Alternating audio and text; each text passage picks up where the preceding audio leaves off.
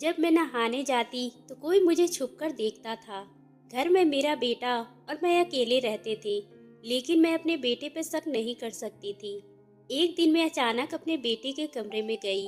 उसका मोबाइल देखकर मेरी तो चीख ही निकल गई। आज फिर से मैं इसी उलझन का शिकार थी। जैसे ही मैं नहाने के लिए बाथरूम में जाती, मुझे लगता कोई अजीब सी नजरें है जो मुझे देख रही है। मैं चारों तरफ नजरें घुमाकर देखी, लेकिन मुझे वहाँ कोई भी नजर नहीं आता था।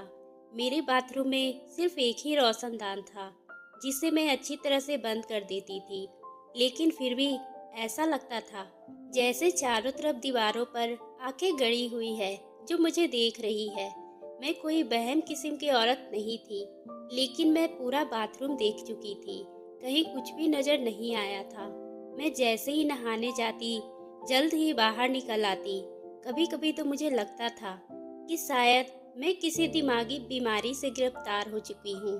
आज भी मैंने बहुत जल्दी से शावर लिया था और फटाफट से कपड़े बदलकर बाथरूम से बाहर आ गई। पिछले कुछ महीने से मेरे साथ यही हो रहा था। मुझे हर वक्त ऐसा महसूस होता था कि किसी नज़र में हूँ या मुझे कोई देख रहा है, और इस बात की वजह से मैं इस कदर परेशान थी कि शायद लफ्जों से अपनी परेशानी को बता नहीं सकती थी। ना तो मैं कोई जवान खूबसूरत हसीन लड़की थी, और ना ही कि मैं किसी पे शक करती, बल्कि उम्र के जिस हिस्से में थी वहाँ तो कोई भी ऐसी हरकत मुझ जैसी औरत के साथ करने का सोच भी नहीं सकता था। और मेरे घर पर हम सिर्फ दो ही शख्स थे, एक मैं और एक मेरा बेटा। मेरे पति के देहांत को 12 साल बीत चुके थे। मेरे पति की किराए की दुकान थी और इसी किराए से हमारा घर का गुजारा हो जाता था। अब तो मेरा बेटा भी नौकरी करने लगा था। वह सुबह ऑफिस को जाता और शाम को ही वापस आता था। पूरा दिन घर में मेरे अलावा कोई नहीं होता था। नौकरानी भी आती थी और काम करके चली जाती। फिर यह कौन सी नजरें थी जो मुझे हर वक्त मेरा दीदार करती थी। मुझे लगता था कि जैसे मैं किसी नजर के जाल में फंस चुकी थी। कोई हर पल मुझे देखता था, और जब यह नजरें बाथरूम में जब उठती तो मुझे एक अजीब सी उलझन होती थी। मैं अपनी तकलीफ को बयां नहीं कर पा रही थी कि मैं तकलीफ से गुजर रही हूँ, क्योंकि मेरे सामने कोई नहीं था। और यह एक ऐसी बात थी कि मैं अपने बेटे से भी इसका जिक्र नहीं कर सकती थी। वह मेरे बारे में क्या सोचता, मेरी बात को कैसे लेता। शाम को जब मेरा बेटा करण ऑफिस से वापस आया तो मैंने खाना गर्म करके सामने रख दी। मैं किसी गहरी सोच में थी जब मेरे बेटे ने कहा, आप किन सोच में गुम हो। इसकी आवाज़ में मैं चौंक गई थी। मैंने नहीं में सर हिला दिया। मैं इसे क्या बताती, जो खुद बात का मुझे खुद भी ठीक से पता नहीं था। बहरहाल मेरे बेटे का रवैया मुझसे उखड़ा ही रहता था। मैं उसे हमेशा बात करते हुए हिचकिचाती थी। एक बार मैं रात को करण को दूध का गिलास उसके कमरे में देने गई तो वह अपने लैपटॉप में किसी कदर बिजी था। मेरे आने पर उसे पता तक नहीं चला था। मैं इसके पास आई और साइड टेबल पर दूध का गिलास रख दी, इससे पहले कि मैं वापस लौटती। उसने लैपटॉप पर जो मंजर दिखा, मेरी तो रंगत ही उड़ गई थी। फौरन ही करण लैपटॉप बंद करने लगा। मुझे देखकर बोलने लगा, कहने लगा, यह क्या तरीका है किसी के कमरे में आने का। आपने दरवाजे को बजाया क्यों नहीं। मैं एकदम से घबरा गई। मैंने माना ये मेरी गलती थी, मुझे दरवाजा बजा कर आना चाहिए था, लेकिन वह मेरा बेटा था, इसलिए मैं यूं ही चली आई। लेकिन यह नहीं जानती थी कि ये सब कुछ। बहरहाल मैं कमरे से बाहर निकलकर अपने कमरे में आ गई थी। अपने बेड पर बैठकर अपने दोनों हाथों से अपना सर पकड़ लिया। मेरे दिमाग में अलग अलग ख्याल जो आए, उससे मेरी रूह को हिलाकर रख दिया था। मुझे इसे नहीं सोचना चाहिए था। वह मेरा बेटा था। ऐसा कैसे कर सकता है। मेरा दिमाग कैसे सोचने पर मजबूर हुआ था। मेरी आंखों से तकलीफ के आंसू बहने लगे। जो कुछ मेरे दिमाग में घूम रहा था, इसे सोचना भी मुझे पाप लग रहा था। मैंने खुद को झटका और समझाया कि नहीं, ऐसा मुमकिन नहीं है। कोई भी बेटा अपनी माँ के साथ ऐसा सब नहीं कर सकता। लड़के इस उम्र में ऐसी गलत चीज देख लेते हैं, लेकिन इसका मतलब वो नहीं जो मैं सोच रही हूँ। बड़ी मुश्किल से मैंने खुद को नॉर्मल किया था। एक दिन मैं बरामदे में धुले हुए कपड़े फैला रही थी, जब सामने घर की छत पर से मुझे लगा किसी कैमरे की फ्लैश मुझ पे पड़ी। मैंने हैरानी से पलट कर देखा। किसी की परछाई सी नजर आई, जैसे वहाँ कोई खड़ा मुझे घूर रहा था। मगर जैसे ही मेरी नज़र पड़ी, ऐसा लगा कोई वहाँ से कदम पीछे हटा लिया हो। मैंने गौर से देखने की कोशिश की, लेकिन सामने की छत पे मुझे इस वक्त खाली नजर आ रही थी। लेकिन मुझे पूरा यकीन नहीं था कि कुछ देर पहले कोई वहाँ खड़ा था, मुझे ही देख रहा था। किसी ने शायद अपने मोबाइल से मेरी तस्वीर ली थी। मेरा दिल बुरी तरह से धड़कने लगा था। इस मोहल्ले में आए हुए हमें अभी कुछ ही महीने हुए थे, और जब मैं इस घर में आई थी, मैं परेशान होकर रह गई थी। मुझे हर वक्त ये महसूस होता था कि मैं किसी के नज़रों में हूँ और कोई मुझ पर ध्यान दे रहा है। आसपास के मोहल्ले में मैं अभी तक किसी से मिल नहीं पाई थी। कुछ मेरा नेचर भी अलग रहने का था, और मेरा बेटा भी सख्ती मिजाज का था। मोहल्ले में आते ही उसने मुझसे कहा था कि आपको मोहल्ले में ज़्यादा मेल जोल बढ़ाने की ज़रूरत नहीं है, बस अपने घर पर ही रहा करो। करण मेरा सौतेला बेटा था। बहुत कम उम्र में ही मेरे माँ बाप ने मेरी शादी करण के पापा से कर दी थी, क्योंकि मैं एक गरीब घर की लड़की थी। करण के पापा मुझसे 20 या 22 साल बड़े थे। मेरी शादी को 8 साल ही गुजरे थे कि पति भी चल बसे। मैं 17 साल की थी जब मेरी शादी हुई थी, और 25 साल की उम्र में मैं विधवा हो गई थी। पति के देहांत को अभी 12 साल ही गुजरे थे। मैं देखने में अभी भी जवान ही लगती थी। अक्सर हम कहीं माँ बेटे जाते तो लोग मेरे बेटे से यही कहते थे कि शायद मैं इसकी बड़ी बहन हूँ, और ये वजह थी कि करण मुझसे एक तरह से चिढ़ हो चुकी थी। वह मुझे घर से बाहर नहीं निकलने देता था, मुझे हल्के रंग के कपड़े बना कर देता था और कहता था कि आप मेरे बाप की विधवा है, मुझे इसी रूप में अच्छी लगती है। मैंने बिल्कुल सादा हुलिया अपना लिया था। हर वक्त जब भी करण घर पर आता तो घर को एक अजीब नज़रों से देखता, जैसे कि उसके पीछे मैंने घर पे किसी को बुलाया हो। चारों तरफ सहन में नजरें दौड़ाता, कभी मेरे कमरे में चला जाता और पूरे घर को ऐसे देखता जैसे कुछ ढूंढ रहा हो। जब मैं पूछती तो कहता, कुछ नहीं, अपने कमरे से काम रखो, अपने काम से काम रखो। मैं नहीं जानती थी कि उसके साथ क्या मसला है, लेकिन इस वक्त वो मेरा सहारा था, बेटा भी था, और मैंने उसे ही अपना बेटा समझा था। इसलिए खामोशी से इसका सारा रवैया बर्दाश्त करने पर मजबूर थी, क्योंकि करण के अलावा मेरा कोई दूसरा सहारा भी नहीं था। बहरहाल मैं अपनी ही उलझन का शिकार थी, और ऊपर से बैठा भी था शक्की मिजाज का। अभी मैं ये मामला हल भी नहीं कर पाई कि एक नई मुसीबत आ गई कि बराबर वाले छत से कोई मुझे देखता था और मेरी तस्वीर भी ली थी। कहीं यही शख्स तो मुझे बाथरूम में मेरे दिमाग में आने वाली इस नई सोच ने मुझे फिर से हैरानी में डाल दिया था। मैंने फिर से खुद को झूठी तसल्ली दी थी, क्योंकि मैं बाथरूम का कोना कोना देख चुकी थी। कहीं ना तो कोई कैमरा लगा था और ना ही ऐसा कोई सुराग कि कोई झांक सके। जो भी था, लेकिन यूं ही किसी का छत पर मुझे देखना एक गलत ही हरकत थी। एक बार मेरे घर के दरवाजे पे दस्तक हुई। मैं इस वक्त किचन में खाना बनाने में बिजी थी, क्योंकि करण के ऑफिस से आने का वक्त था। मुझे लगा शायद वो आ गया है, लेकिन मैंने जैसे ही दरवाजा खोला, एक 22 साल का नौजवान मेरे सामने खड़ा था। तकरीबन करण की उम्र का था। मुझे देखकर मुस्कुराने लगा। इसके हाथ में एक बिरयानी की प्लेट थी। कहने लगा, मैं पड़ोस से आया हूँ, आप लोग शायद नए नए इस घर में शिफ्ट हुए हैं, इसलिए माँ ने कहा है कि पड़ोसियों के यहाँ बिरयानी दे दो। मैंने उसके हाथ से प्लेट पकड़ी तो वह अंदर आने के लिए कदम बढ़ाने लगा, लेकिन मैं उसके सामने खड़ी हो गई। मैंने कहा, बेटा तुम यहीं खड़े रहो, मैं तुम्हें खाली प्लेट वापस करती हूँ। यह सुना तो वह हैरत में आ गया। कहने लगा, मैं इतना भी छोटा नहीं हूँ, आप मुझसे बस कुछ ही साल तो बड़ी होगी, इसलिए मुझे बेटा मत कहें। इसकी बात सुनकर मैं इसे हैरत से देखने लगी। मैंने कहा कि मेरा बेटा भी तुम्हारी ही उम्र का है। ये बात सुनकर उसने पूरी आंखें फैलकर मुझे देखा। कहने लगा, वह लड़का आपका बेटा है?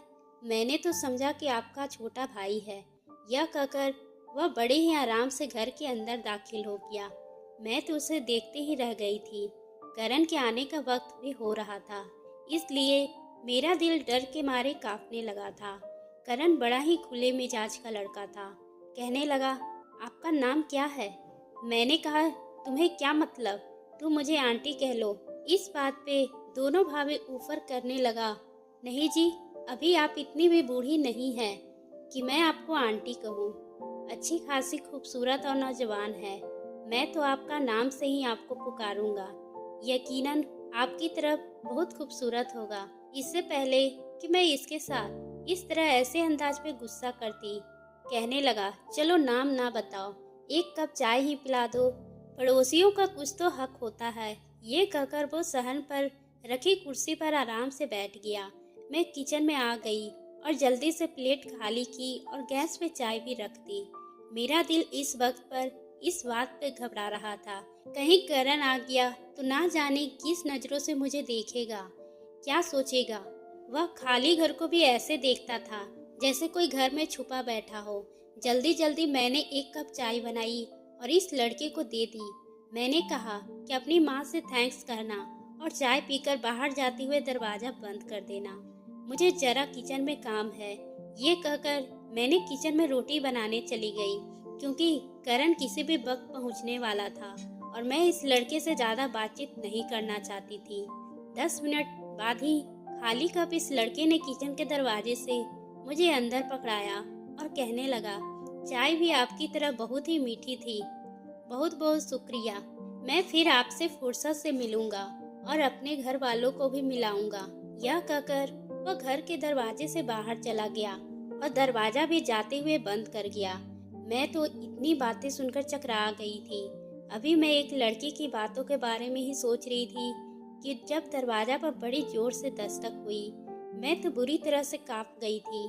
जल्दी से किचन से बाहर आई और मैं दरवाजा के पास पहुंचने लगी। कौन है? करण ने बड़ी गुस्से वाली आवाज मुझे सुनाई दी थी। कहने लगा, दरवाजा खोलो। मैं हूँ। दरवाजा खुला तो बड़े गुस्से से घर में दाखिल हुआ। मुझे कहने लगा, घर से बाहर कौन निकल रहा था? करण की आंखें इस वक्त ना जाने किस वजह से लाल थी। वह बहुत ही गुस्से में था। मेरी जुबान ना चाहते हुए लड़खड़ा आई थी। मैंने कहा, कोई पड़ोसी लड़का था, बिरयानी लेकर आया था। वह मेरे करीब आकर खड़ा हो गया। मेरी आंखों में आंखें डालकर कहने लगा, किससे पूछ के दरवाजा खोला था आपने? क्या एक बात आपको समझ नहीं आती? यहाँ कोई भी आए आप दरवाजा नहीं खोलेंगे, किसी से बात नहीं करेंगे। कोई जरूरत नहीं है पड़ोसियों से मेल जोल बढ़ाने की। अगर आप अपनी हरकतों से बाज नहीं आई तो मैं ताला लगाकर जाऊंगा। यह कहते ही वह सीधा अपने कमरे में गुस्से में चला गया। उसने अपने कमरे पर दरवाजा भी बड़ी जोर से बंद किया था। मुझे लगता था कि जैसे मैं करण की माँ ना हूँ, उसकी खरीदी हुई कोई गुलाम हूँ। मुझे सांस भी मेरी मर्जी से लेने नहीं देता था। बहरहाल मैंने खाना गर्म किया और करण के लिए खाना लगा दी। खाने के दौरान ही वह मुझे बार बार इसी लड़के के बारे में पूछता रहा और बार बार मुझे यही कहता रहा कि दोबारा मैं दरवाजे पे किसी को नहीं देख लूं। रात को मैं अपने कमरे में लेटी तो मेरे मोबाइल पर एक अननोन नंबर से मैसेज आने लगा। उसमें लिखा था कि आप बहुत ही खूबसूरत हैं और प्यारी हैं। मेरा दिल चाहता है कि आपसे जी भर के बातें करूं और आप इतने हल्के रंग के कपड़े नहीं पहना करो। अगर आपने नीले रंग के कपड़े पहने तो आप बहुत अच्छी जचेगी, जैसा कि आपने उस दिन सहन में पहना था। ये मैसेज पढ़कर मैं बुरी तरह से घबरा गई थी। इसका मतलब कि मेरा शक गलत नहीं था, वाकई कोई था जो मुझे देख रहा था। देखना तो चलो समझ में आता है, क्योंकि बहुत से घर थे। उसकी छत भी हमारे घर से ऊंची थी और साफ साफ दिखाई देता था और मेरा किचन सहन में ही था, इसलिए मेरा ज्यादातर वक्त सहन में ही गुजरता था। लेकिन जो नजरें मुझे उठती हुई महसूस होती थी वह मुझे जीते जी मारती थी। मैंने फौरन से मैसेज डिलीट किया और मोबाइल ऑफ कर दी। मैं इसी वक्त पसीने से डर हो चुकी थी। मुझ पे अजीबोगरीब सी घबराहट छाने लगी थी। कौन था जो मेरी जिंदगी में और जहर घोलने का कोशिश कर रहा था? मैंने अपनी जिंदगी कभी भी खुशी में नहीं गुजारी थी। करण के पापा भी ऐसे ही थे।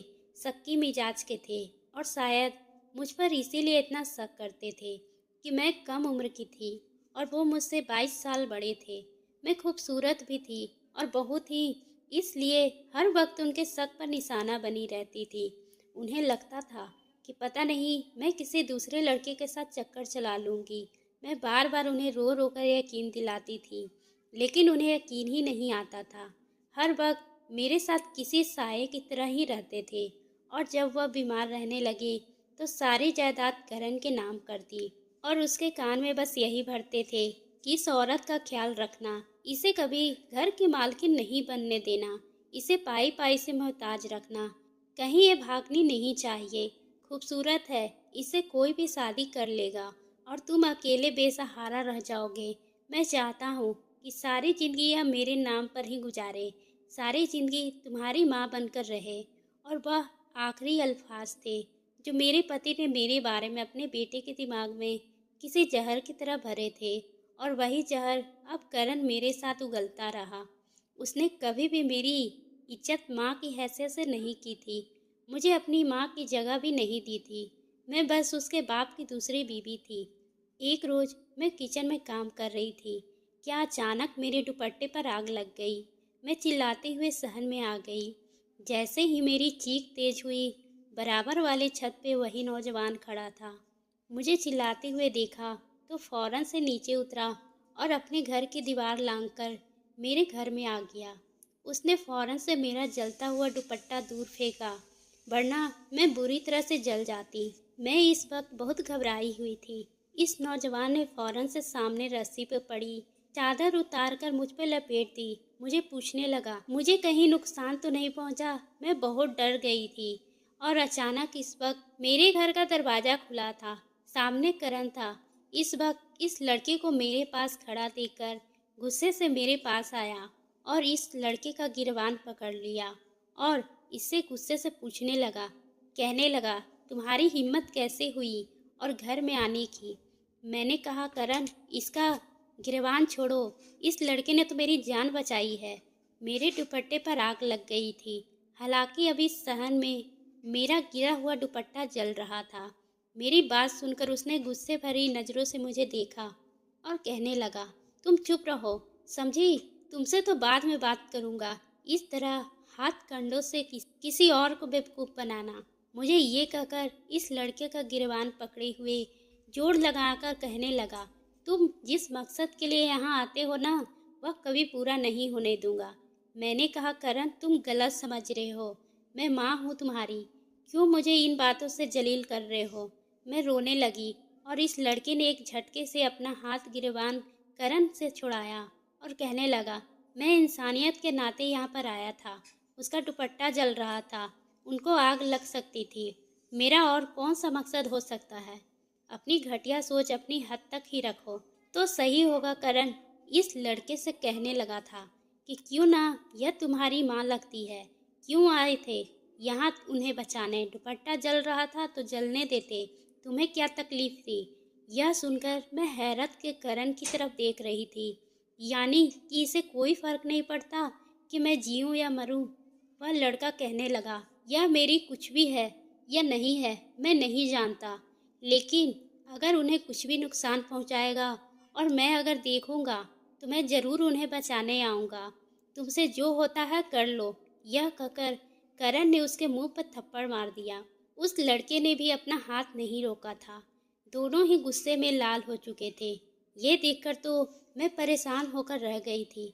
बड़ी मुश्किल से मैंने दोनों को पीछे हटाया, इस लड़के के आगे हाथ जोड़ा कि तुम जाओ यहाँ से।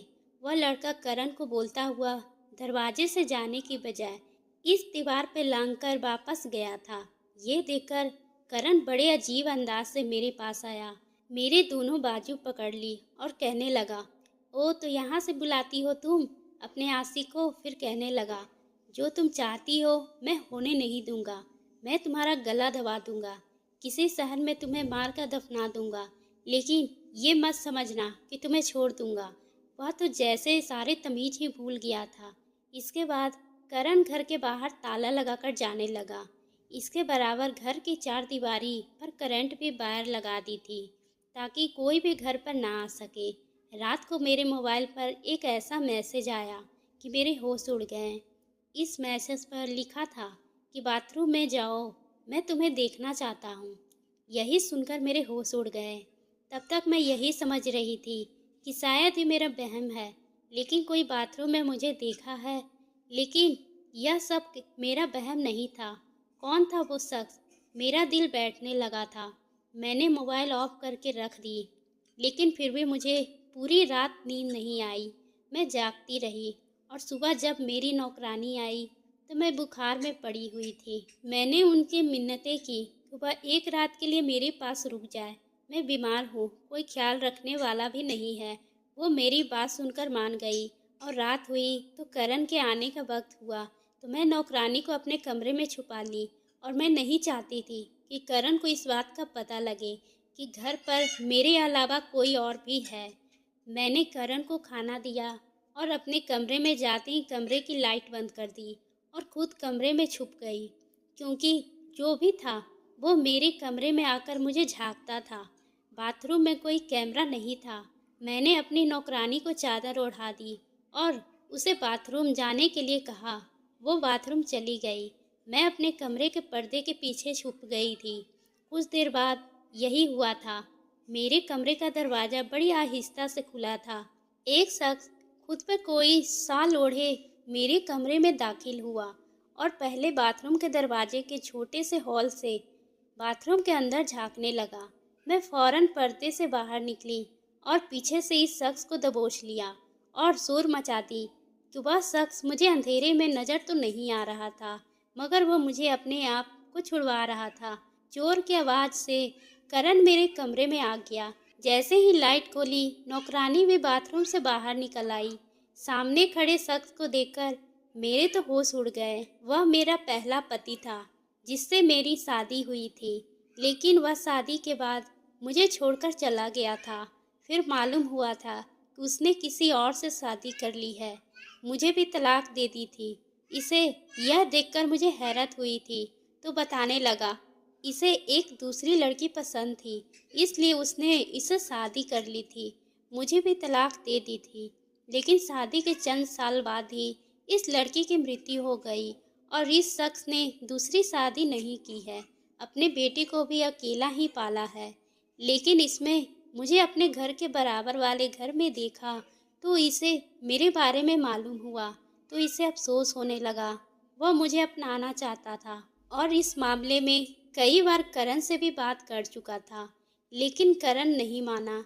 इसलिए उसने अपने बेटे को हमारे घर भेजना चाहा, लेकिन करण की इससे भी लड़ाई हो गई।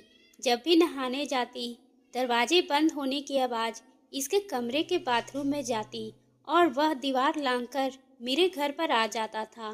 पहले ये देखा कि कहीं मैं जल्दी से बाहर तो नहीं आ जाऊंगी। फिर वह मेरे मोबाइल को खोलकर इसमें से एक नंबर लेने लगता कि मुझसे बात कर सके।